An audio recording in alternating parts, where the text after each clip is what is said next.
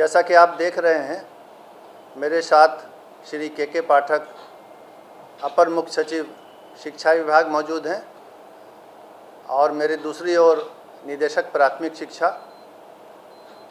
इस press briefing में हमारे साथ शामिल हैं। आज जो विषय आपको बताना है वह बिहार लोक सेवा आयोग के माध्यम से शिक्षकों की भर्ती या चयन के संबंध में बनाई गई नियमावली और प्रक्रिया के संबंध में है।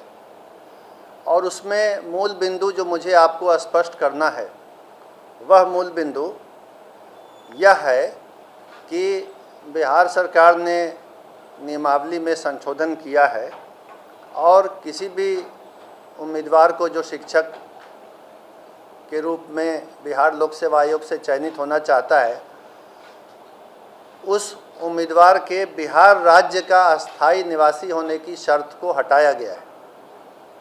ये शर्त नहीं रहेगी कि बिहार राज्य के अस्थायी निवासी ही बिहार लोक सेवा आयोग की परीक्षा में शामिल हो सकते हैं। ये शर्त हटाई गई है। तो ये शर्त क्यों हटाई गई है? इस शर्त को नहीं रखा जा सकता है, रखना व्यवहारिक नहीं है, विधि सम्मत भी नहीं है, कानूनन संभव नहीं है ये शर्त रखना। ये बात समझाने के लिए, बताने के लिए मैंने आप सबको यहाँ बुलाया है। और इसमें सबसे पहले ये समझने की बात है कि भारत का जो संविधान है उसका अनुच्छेद 16 आर्टिकल 16 बिल्कुल स्पष्ट है। आर्टिकल 16 का सब आर्टिकल 2, सब क्लॉज 2, वो ये कहता है, मैं पढ़ के सुना देता हूँ। राज्य के अधीन किसी नियोजन या पद के संबंध में केवल धर्म, मूल वंश, जाति, लिंग, उद्भाव, जन्मस्थान, निवास, ध्यान देंगे, जन्मस्थान, निवास या इनमें से किसी के आधार पर न तो कोई नागरिक अपात्र होगा और न उससे विभेद किया जाएगा। तो भारत के संविधान का अनुच्छेद 16 ये कहता है कि जन्म स्थान और निवास के आधार पर आप किसी उम्मीदवार को अपात्र नहीं कर सकते हैं।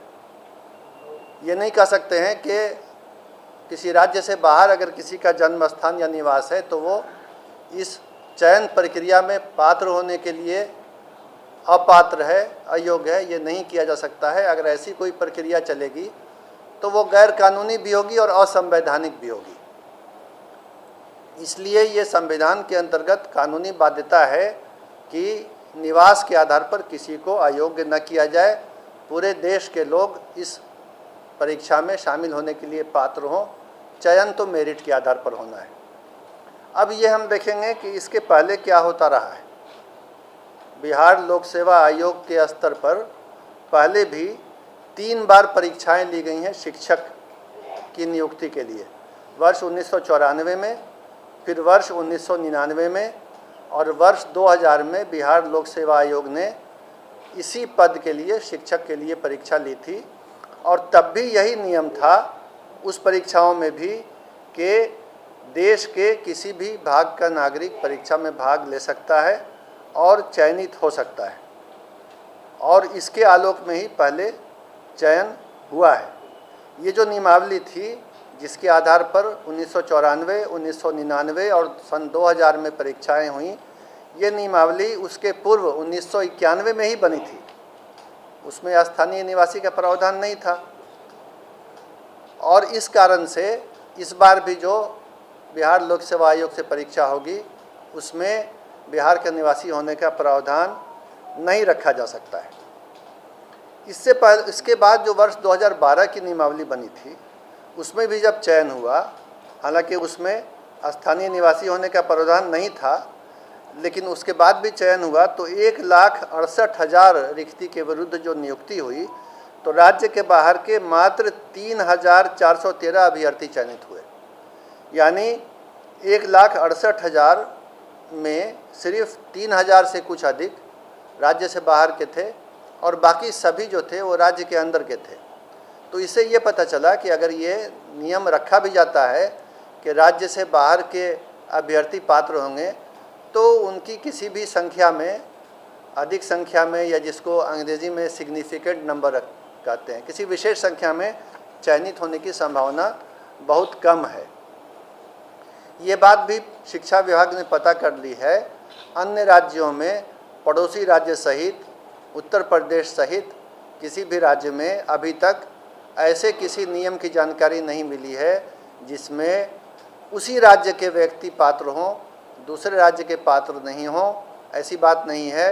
इस नियम के अंतर्गत बिहार के भी जो निवासी हैं वो उन राज्यों में पात्र हैं, अन्य राज्यों के निवासी भी उन राज्यों में पात्र हैं।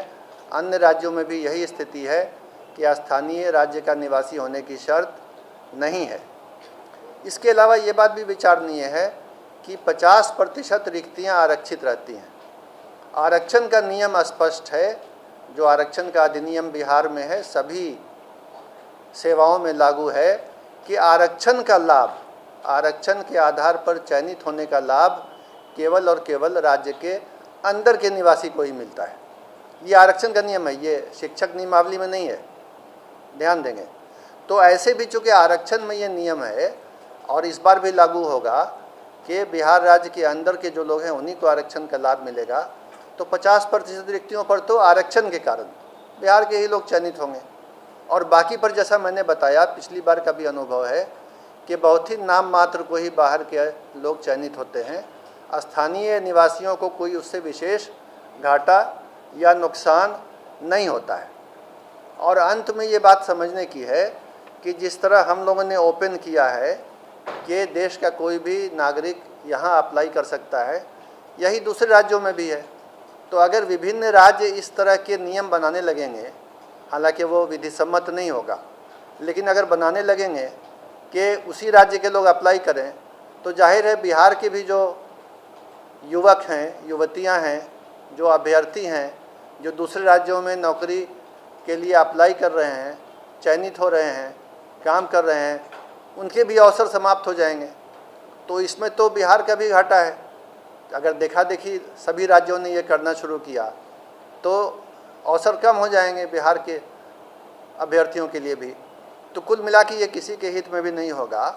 और ये सरकार ने सभी विधिक पहलुओं की जांच करके, कानूनी पहलू को समझ के, बहुत सोच विचार करके ये नियम बनाया है कि बिहार राज्य सहित पूरे देश के लोग अप्लाई कर सकते हैं। हालांकि संभावना यही है कि अधिकांश या लगभग सभी बिहार राज्य के ही अभ्यर्थी होंगे और चयनित भी वही होंगे। अगर बाहर के होते हैं तो संभावना है कि बहुत कम संख्या में नाम मात्र को ही चयनित होंगे, और उससे बिहार के वासियों के हित पर कोई भी कमी नहीं आएगी, कोई क्षति नहीं होगी। और ऐसे तो आप समझ ही सकते हैं कि बिहार लोक सेवा आयोग के माध्यम से मेरिट के आधार पर अच्छे शिक्षकों का चयन होगा, जिससे राज्य की शिक्षा व्यवस्था पहले से भी और बेहतर हो जाएगी। और इसी परिणाम की ओर राज्य सरकार अग्रसर है और बिहार लोक सेवा आयोग के माध्यम से यह चयन होने जा रहा है। तो इन्हीं बिंदुओं पर स्थिति स्पष्ट करने के लिए मैंने आप सबको बुलाया है, और उम्मीद करता हूं कि मैं अपनी बात को आपके सामने स्पष्ट रूप से रखने के लिए सफल रहा हूं। धन्यवाद।